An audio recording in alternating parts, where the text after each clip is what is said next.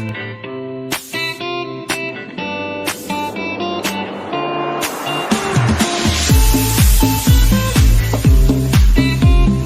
everyone, my name is Shyam and I am going to be the host for today's session. Firstly, thank you all for coming here today. This is going to be a very, very exciting event. And welcome to the first Gen Z Talks virtual global event. We have a very, very fascinating lineup of events today, from panel discussions, speeches, networking opportunities, all revolving around the theme employability, innovation, the future workplace, and so on. Now, just before we get into it, let me talk a little bit about what Gen Z Talks does. Now, Gen Z Talks has worked with schools, universities, firms to run innovation programs and events with the Gen Z voice at the heart of everything they do. Gen Z Talks are passionate about trying to link that gap between education and the working world, and are big advocates of creating opportunities for diverse talent and businesses to succeed with each other. Now, before I run through the agenda for today's very, very exciting event, I'm going to quickly introduce myself. As the Oceania theme suggests, I am from Melbourne, Australia, and some of the things I do include acting as the CEO of Orakui, a global peer mentoring platform, hosting the Insights with Experts podcast, a podcast that aims to democratize information for young people, and I'm also an economics and politics student at the University of Melbourne. Speaking of Melbourne, I'd like to talk a bit about the Gen Z scene in Oceania just before we move on. Now, Gen Zs in Oceania, in my opinion, are some of the most entrepreneurial and innovative on the planet. Within 2021, it was reported that only 14% of Gen Zs in Australia were looking to enter a traditional employment route. Now, I've seen this firsthand with the various peers I've personally worked with in my years in Melbourne. Just some of these names include Eugene Ruan, co-founder of Inspiring Chats, a platform designed to foster meaningful connections between working professionals and founders. Nathaniel Jong, the founder of Future Minds Network, an award-winning youth training organization that's helped over 10,000 youths build their own firms. And Zachary Milverton, who's worked with international non-profit organizations to run self-development programs for the homeless population in Melbourne. Now, these are just some of the many, many, many examples of innovation thriving within Gen Zs in Australia. Now, you're all probably thinking, what is this event even going to look like? Now, firstly, we're going to spend the next 15 minutes after this going through some speed networking. And after this, we'll then move over to the main series of speeches for this event, delivered by our 4 Gen Z leaders from all over the world: UK, South Africa, China, and Melbourne, Australia. Afterwards, these speakers will then move into a panel discussion, which I'm going to be chairing, into their talks. And finally, to close off the event, you'll have an opportunity to ask our speakers any questions that you wish. Now, without further ado, let's get into the first event, speed networking. So when you get back into the main lounge, you can click on the Start Networking button, and you'll get randomly paired with another attendee for a 3-minute conversation. Get to know them, network with them, talk with them. You might just make a new friend, and then you'll automatically switch to another person as that 3 minutes is up. And that's essentially what speed networking is. So I'll see you guys in 15 minutes time, and enjoy. Well, I hope you guys all enjoyed that speed networking session and made some great connections. Please give us some thumbs up in the chat, anything like that, if you enjoyed that, and if you ended up making some good connections and so on. That would be awesome to see. Now, the next event of tonight will be 4 main speeches from our global Gen Z leaders. Firstly, you're going to be hearing from me, and that's going to be followed by Jake Richings from the UK. Now, Jake runs employability, career, and entrepreneurship talks and workshops for students at school, college, or university, and helps careers, education, information advice, and guidance leaders to better connect and engage with the young people that they serve. Afterwards, we're going to be hearing from Alicia Tien from China. Now, Alicia is the CEO of Qfinity, an ASEAN technology accelerator that drives business expansion projects in the RCEP region. Additionally, she leads an entrepreneurship development program called Women in Power, a community of women in tech in Asia. And if that wasn't enough, she's also an alumni at Tsinghua University, LSE, NUS, and the University of Manchester. And lastly, we're going to be then hearing from Marko, Stavrou from South Africa. Marko is one of Africa's top teenage entrepreneurs, podcast hosts, and speakers, all at only 18 years old. He currently leads one of the biggest Gen Z communities in the world called Hustlers Globals, and consults corporations on how to better connect with Gen Z and helps Gen Z entrepreneurs scale and grow their firms. All very, very fascinating individuals. So, without further ado, I'm going to get started and I'm going to quickly give my speech and then we're going to then move on to these three remaining individuals. Now, in terms of my speech, what it all revolves around is how we can increase employability chances for young people today. And I think more importantly, how we can increase the genuine satisfaction in these roles. Specifically, we need to ask ourselves, what can Gen Z do and what can corporations do to improve this notion? As of 2021, 37% of newly working graduates said they weren't satisfied with their jobs. And 53% of these university graduates said that they weren't aware of the skills that the corporate world demanded of them. With the work I've done in the university sector with my startup, I observed a very, very similar trend. One where 50% of undergraduate students change their majors before they even finish their undergrads. So why is it? Why is it that when young people make these significant jumps in their lives, whether it's from high school to university to the working world, there's so much ambiguity, so much friction? And I would argue that this is due to information asymmetry. And I'd like to make a stark distinction about what kind of information I'm talking about. You see, when young people enter the employability scene, I would argue they're exposed to two kinds of information. On one end, we have what I'm going to name hard information. That's what you read in the textbook. That's what you can search up and find on a company's recruitment page, what you can find on a company's LinkedIn, usually very objective and concrete pieces of information that anyone can find. Now, on the other hand, we have what I'm going to call soft information. This is the more informal side. That's the anecdotes from the past and current employees, the coffee meetings, the conversations at the networking events. It's approaching someone.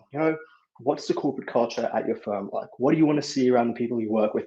Things you're really not going to find through Google search.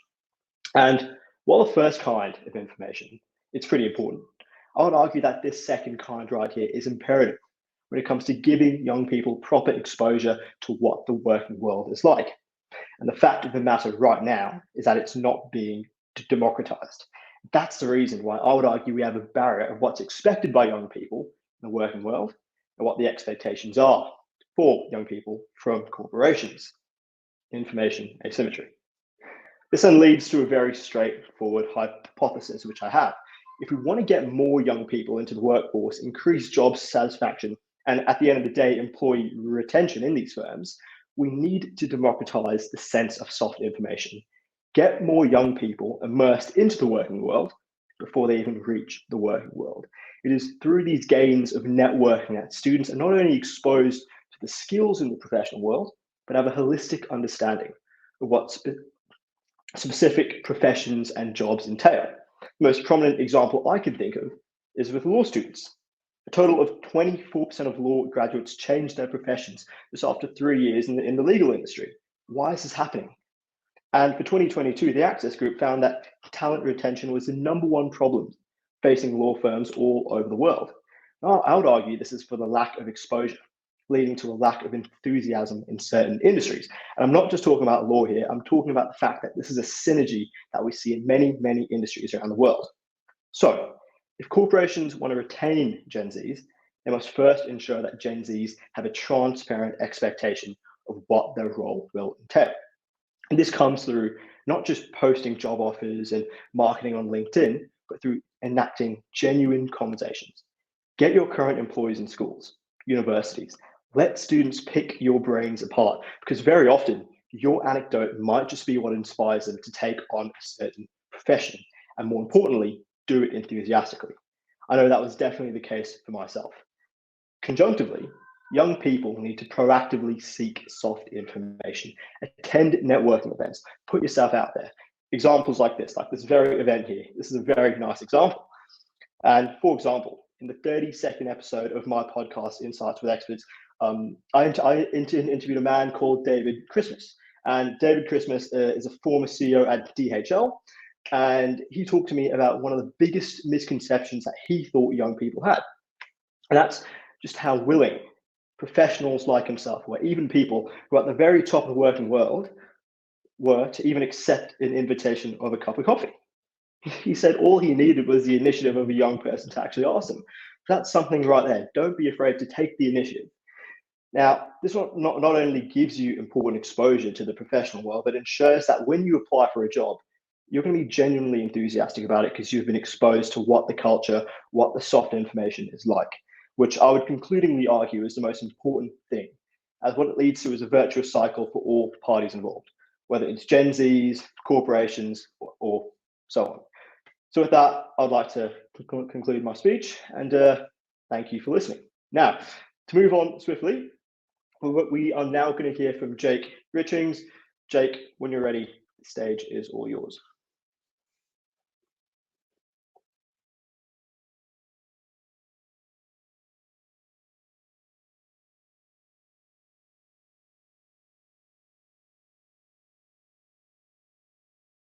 Their futures. My name's Jake Richings, I'm based just outside Bristol in the United Kingdom, and I'm a motivational speaker at schools, a TikTok influencer, and a social entrepreneur. So all of my work is focused around helping young people. My talk today is going to focus on engaging young people. We're asking them to make decisions about their careers before they know what they like. We're trying to retain young staff before we know what motivates them. And I think we need to change our perspective.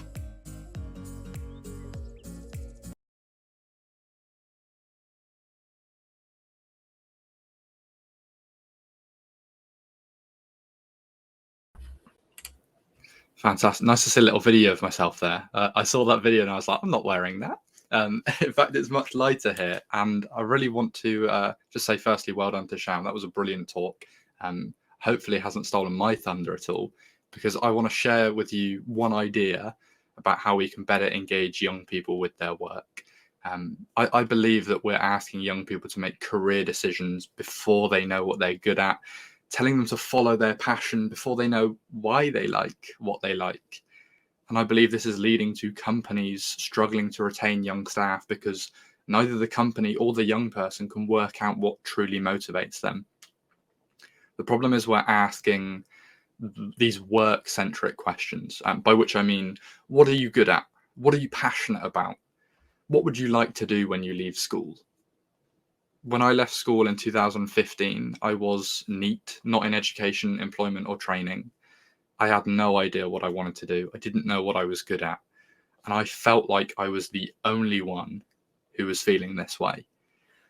Now, in my work, I get to hear from thousands of young people at schools, colleges, universities, in the world of work, and on TikTok. And I realize that I'm not the only one, that this is a trend going across Gen Z. They're unsure of the direction they want to take in their career, in their education, and they're being unable to connect their future with what they can do right now. So I want to share something with you that's really practical that you can do with your Gen Z students, employees, kids, or yourself as young professionals. And that is to think about why you like what you like. So work-centric is about what, but people-centric is why do you like that when lots of other people don't? Why is that interesting for you when lots of other people find that boring? And by shifting the focus from the what to the why, we can really understand more about what engages us as young people, what we can do as businesses to engage our young staff. I'll give you a real world example. If their favorite subject is maths, for example, the work-centric approach might be you're good at maths, you like maths, you can study maths at university, you can have a career as an engineer or an accountant, and that might be what that young person loves to do. Shyam mentioned that quite a high percentage of people that study law end up changing. It seems like that's not the right fit for them, not for everyone, certainly. But the people-centric approach asks, why do you like maths? Why are you good at maths when lots of other people aren't? Do you like maths because of the problem solving? Do you like maths because you get to work on your own? Or do you like maths because your teacher is really good at helping you when you get stuck? All this leads to, from this approach, leads us to thinking, oh, if I'm a problem solver, I might love a career problem solving, which could be maths, engineering, or it could be running my own business. If I like working on my own, then that means when I'm having discussions with my boss about what I'd like at work, perhaps an open plan office isn't going to work for me. Or if I know that I love maths because my teacher is a great mentor, that's going to be more important to me in my career. By understanding the reason why a young person is motivated, understanding what's at the very core of the subject, the hobby, the passion, the thing they like doing, because it's not about the thing, it's about the person, we can help engage them with their futures. And I think ultimately by doing this, we're going to help young people find what they're good at before asking them to make career decisions. They're going to understand why they like what they like. So when we tell them to follow their passion, they're not thinking of their passion for FIFA. They're thinking of problem solving or talent development or strategy, which is the things that I think bring us to calls like this today. So by the end of this, I really want you to take this idea forward to better engage and motivate young people with their futures. Thank you.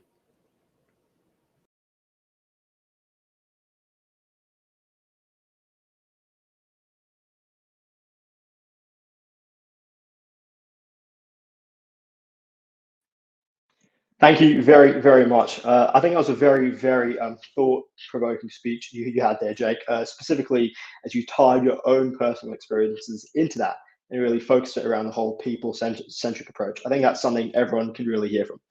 So moving forward, we're now going to hear from Alicia Tien. Alicia, when you're ready, the stage is all yours.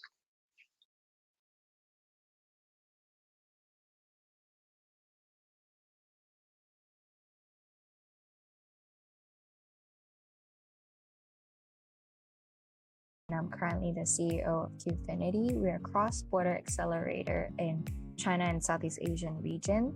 So super happy to be representing Asia. And I will be speaking about how to improve the future of workplace, specifically drawing on examples of how companies do it in China and Southeast Asia, as well as how different stakeholders in the ecosystem can come together to make it happen.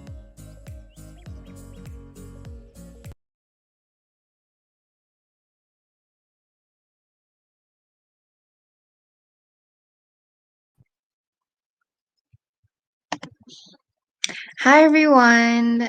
Hi everyone to wherever you are. Thank you, Gen Z Talks, for having me. Pleasure to be sharing the stage with Jake, Marko, and Shyam. And what I do is to make the technology ecosystem to be more inclusive and sustainable.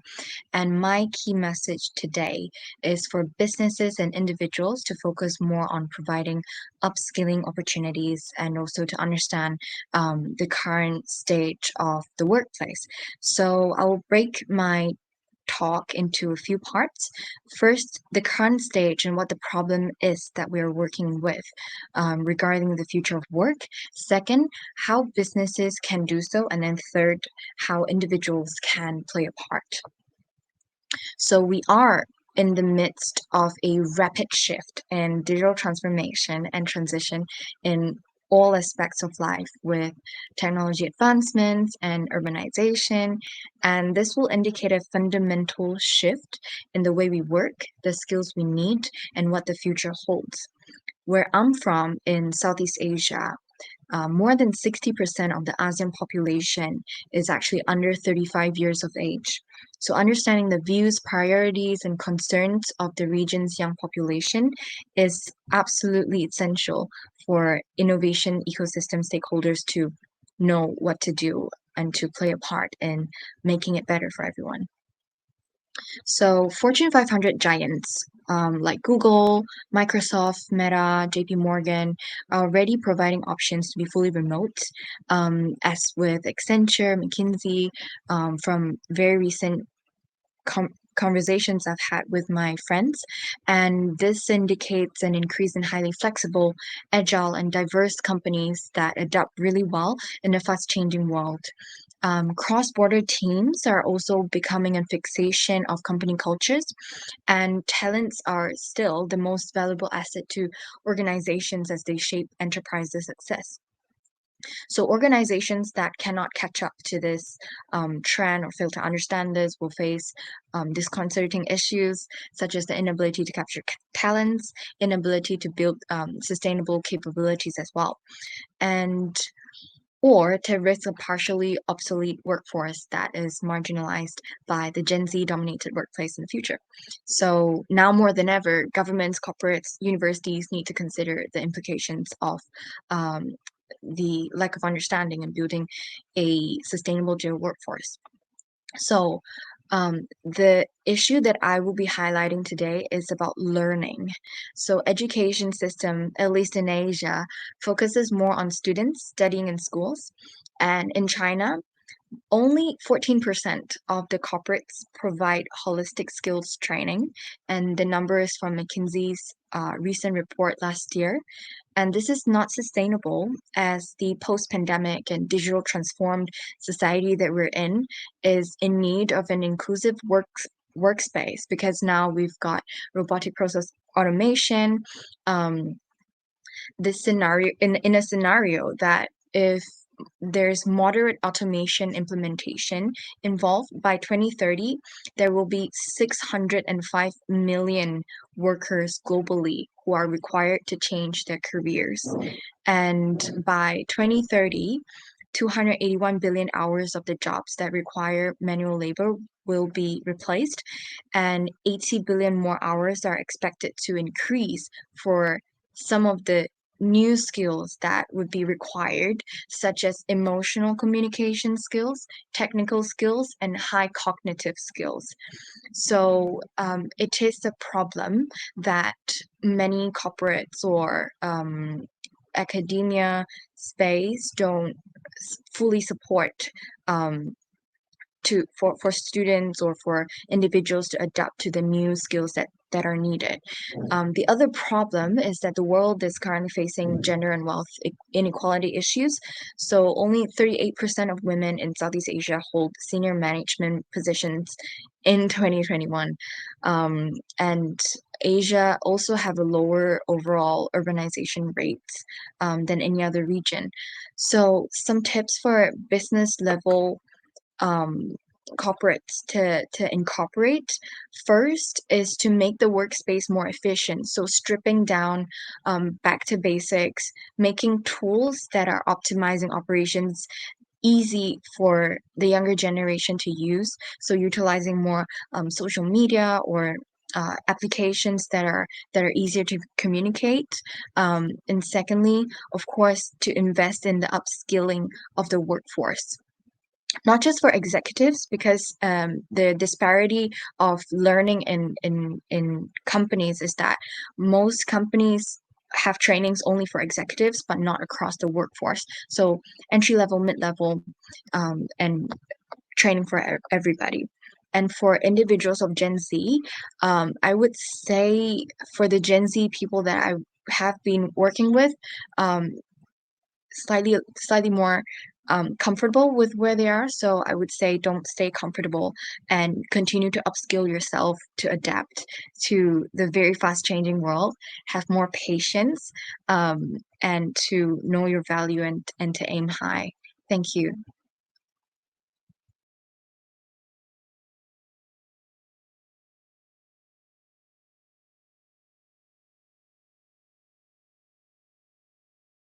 Thank you so much for that talk, Alicia. I mean, just a few of those facts that you put in there just really shows how large of a scale this entire issue is.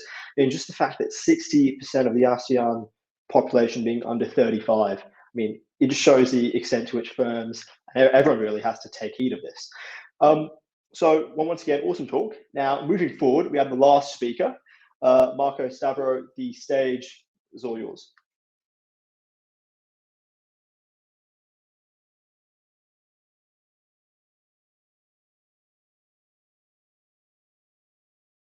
And I'm an 18-year-old entrepreneur, speaker, and podcast host from South Africa. I've been selected to be one of the speakers at this year's amazing Gen Z Talks event hosted by Australia, where I'll be covering how you can increase your employability through leveraging entrepreneurship and your own personal brand. I really look forward to engaging with you guys and having amazing conversations around this topic.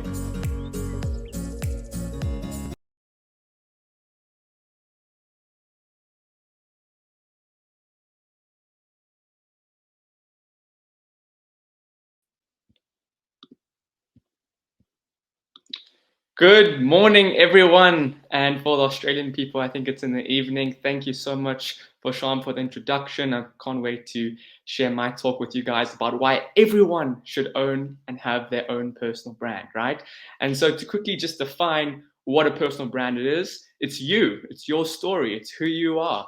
And I'm going to quickly share a story of how I leveraged my personal brand to actually get into university, be the youngest person to ever be accepted into Henley Business School. And so I was looking, post matric. Now I was doing my final year in Cambridge, and I was deciding, what am I going to do? What am I going to study afterwards, right?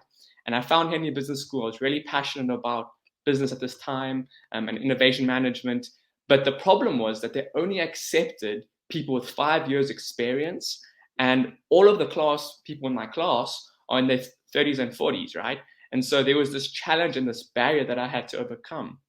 And so what I did is I actually kind of stalked and found the dean of the university on Instagram, and he had about 200 followers, and he was just posting about his family and friends.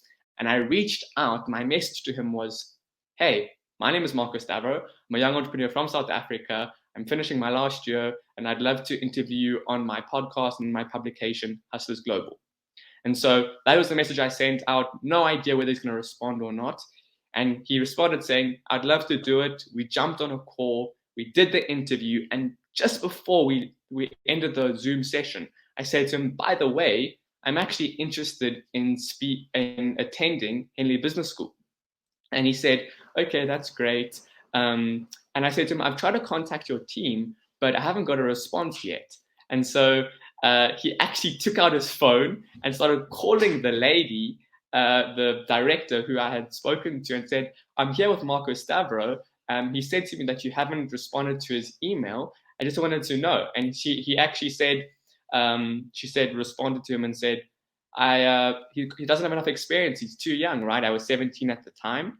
And he actually, while on the phone, went onto my LinkedIn profile and started reading out my experience, worked at this internship at this company, had this podcast, done this.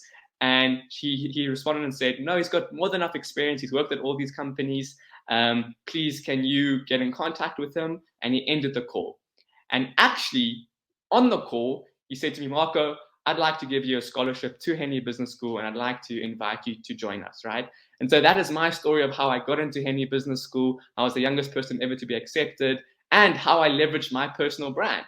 And at the time, I had about 900 followers on LinkedIn. I had posted 1 or 2 posts. My Instagram was really, really bad. I had no idea what I was doing. But this showcased the power of personal branding and how you should be leveraging it.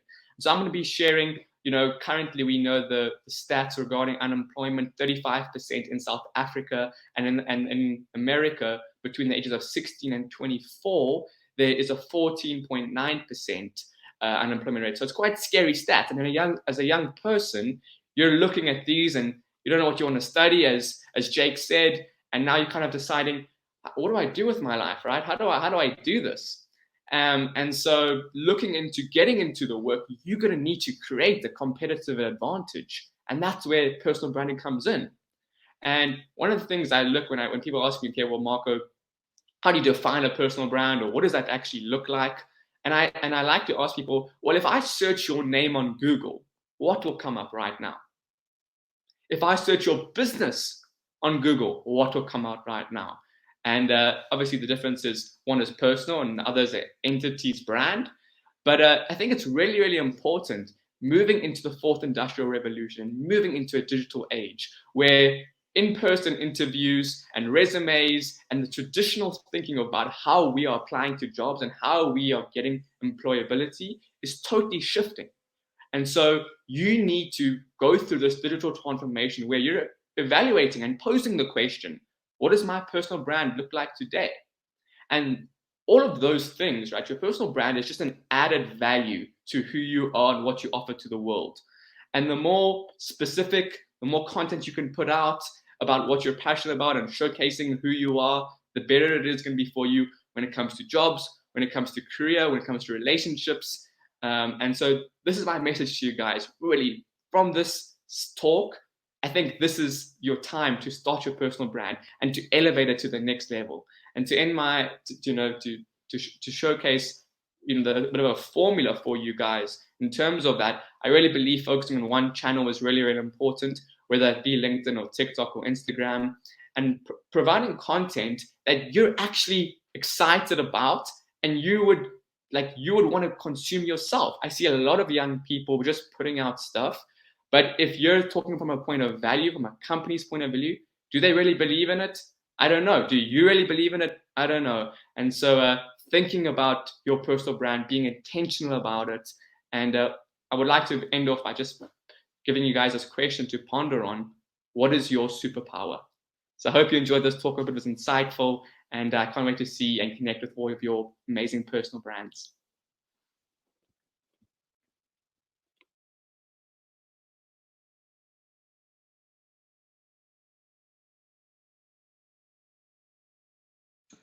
Oh, thank you so much, Marko. I mean, that was a very, very interesting talk. I mean, I especially like that story at the start about the Henley School, and I mean, just the way you've ended it. What's your superpower? That's going to stay in my head now for some time. So thank you very much, Marko. Absolutely amazing talk.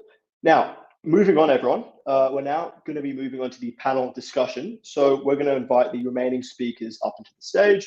And then from there, we're going to be going through a Q&A session. I'm going to start off with a couple of questions. And then from there, I'm going to open up the floor to everyone else to join in and ask a few questions of their own. So right now, we'll just wait for all the remaining speakers to join on, and we can get started. All right, here we go. Sorry, we'll just wait for Marko's video to turn on. All right, guys, are we all okay to go? Sounds good. Now, guys, the first question I wanted to ask you all. Right, not going to lie, I have had a little bit of stalk with all your LinkedIn profiles. I've seen your backgrounds and so on. And one thing that stands out to me is how ingrained all of you guys are in the world of entrepreneurship and so on. And I guess my first question is, it's not just exclusive to you guys. I've seen a massive wave of entrepreneurship among Gen Zs. I've seen it in Australia. I've seen it all over the world. So what do you think makes entrepreneurship so appealing, especially to Gen Zs?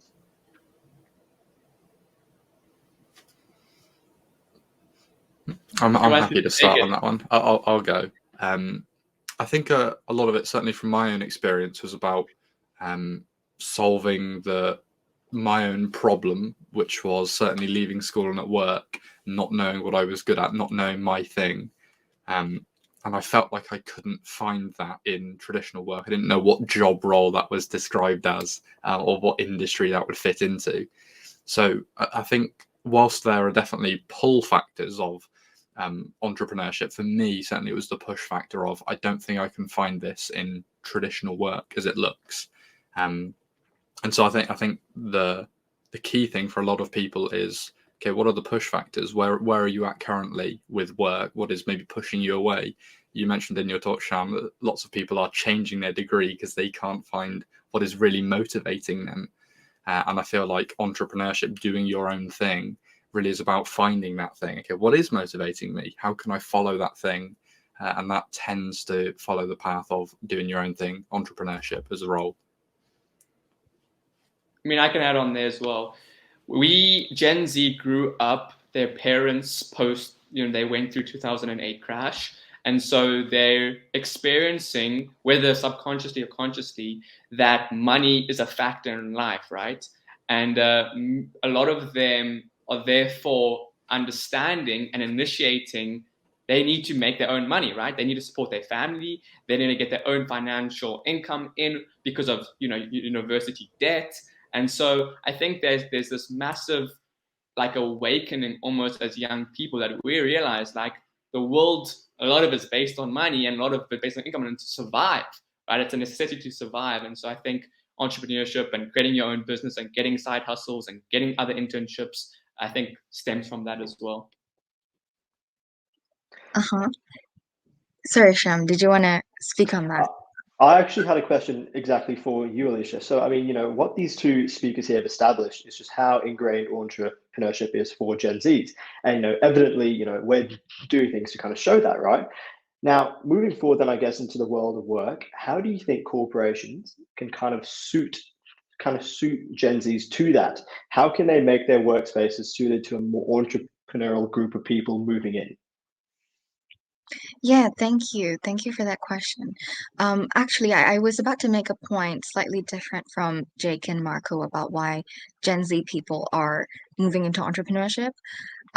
Unpopular opinion, but I do think it's kind of an illusion also that entrepreneurship is easy and sexy and all that. It is actually very hard.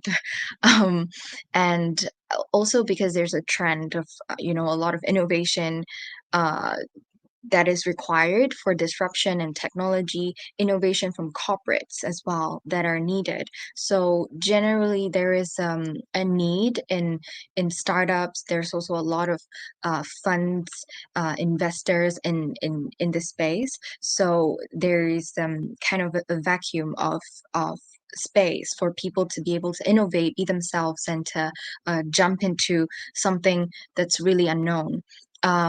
One is that from the outside, it seems like they're very entrepreneurial, they have their own, they're building their own empire, they have their own um, personality. So I think for corporates to tap on that, they can actually make their jobs or the job role more innovative. So adding on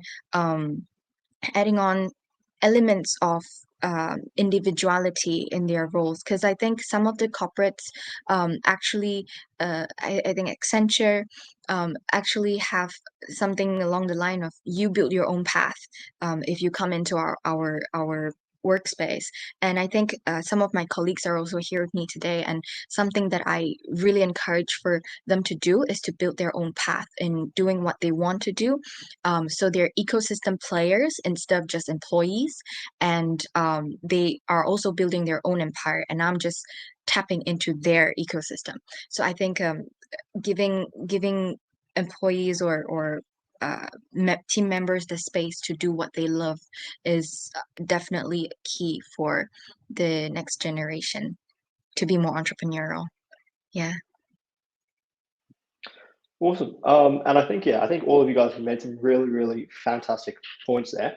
Now, I wanted to move on to the next part. And I think, if I'm not wrong, Camille, we have a couple of questions from the audience as well. This is also just an encouragement. Anyone in the audience, please put your questions in the chat, and they will be answered. So, Camille, over to you. So, as a middle-aged person, I love the idea that Gen Zs are hustlers, willing to move between jobs and their own enterprises. Does that resonate with the panel?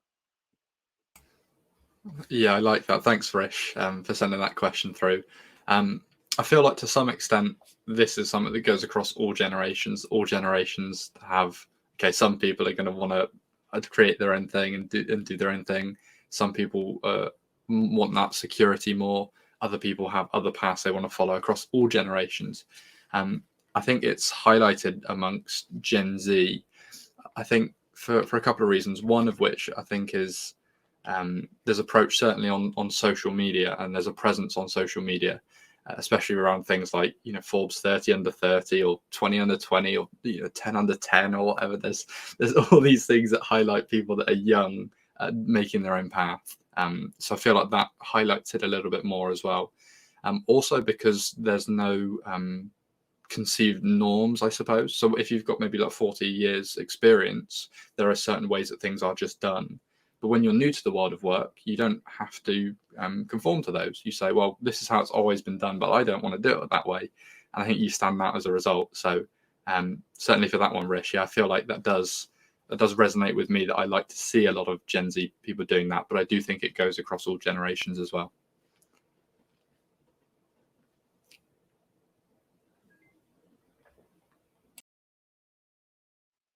Awesome. Now, moving forward, the next question we have here is from Shahid Ekram, who is a student from Hyderabad, India.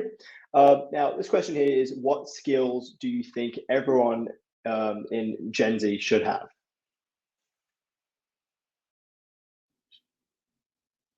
I'll answer, and then Alicia can go. I think she wants to go.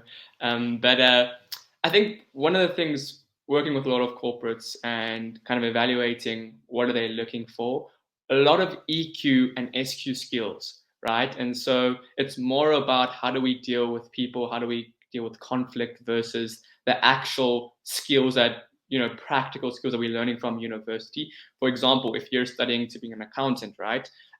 There are millions of people across the world who can do that, right?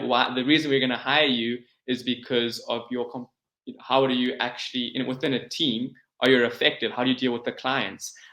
One of my cousins is actually an accountant, and he for the first 5 client calls, he would need to have do meditation because he was just gonna have a panic attack, and he couldn't actually deal with going on a call and phoning them and speaking and communicating with them. And so I think more how do you, number one, your communication skills as well, communication skills, your EQ skills, how do you develop with people? And a big thing with a lot of companies are saying quite recently is are you on time? Do you come on to time to work? Are you disciplined? Are you going to put in hard work? Because we're seeing this because of entrepreneurship. It also creates this freedom, right? Everyone wants to work remotely and everyone wants to travel. And so companies are looking for people, young people who are going to say I'm willing to work 5 days a week in the office consistently for 3 months before I see any return. And I think that's even for myself, getting a job, add that you're disciplined, add that you're willing to work even for free in the beginning, or add, with a decreased salary, because that will add uniqueness, and companies will want to hire you because of that. Awesome. Moving forward, we have a question from Chris Anthony, the founder of Teachers on Wheels over in Sydney, Australia. Now, what can the Gen Z do to influence the corporates for the fellow Gen Zs to follow their passion, for example, hustler? Now, I think this is a pretty good question for Alicia, so please, after you. Yeah, I'd be happy to share. I think Gen Zers have, the Gen Z community have one of the largest voices across, just because we're so good, or we're born into social media and all these things. So I think using social media to be a voice, because power is also decentralized. It's not so much from the top down, it's also from the bottom up now. So using your own voice, as Jake, Marko, and Shyam have also been talking about, is one way to sort of shift the corporate guys to also adopt what we our preferences are. That's one. And the other is that actually a lot of corporates HR teams are they're very adaptive to Gen Z, the Gen Z workforce, because they have loads of internships, and things like that. So I would say just texting them on LinkedIn have always been useful, from my personal experience and with also some of my friends sharing. So it's gotten very decentralized now. No more kind of letter emails or tons of yeah. So I think just as simple as texting them on LinkedIn should be enough. Awesome. So I think I'm just looking at the time now, and I think that was the last question we had time for. And so with that, that concludes the entire virtual global event today. Thank you again to our 3 speakers, Jake, Marko, Alicia. Thank you all so much for joining here. I'm sure I can say I really, really enjoyed your talks. I'm sure everyone else here did as well. I love the fact that you guys all were able to add your own flavor to it as well, which just made it really, really interesting. And thank you everyone else for please joining on, listening to all these talks, engaging in the networking, engaging in the questions. Thank you to everyone who asked a question as well. And all I can say is look out for future Gen Z Talks events. Look out from the events from these individuals as well. Add each other on LinkedIn, keep networking, keep talking, keep connecting.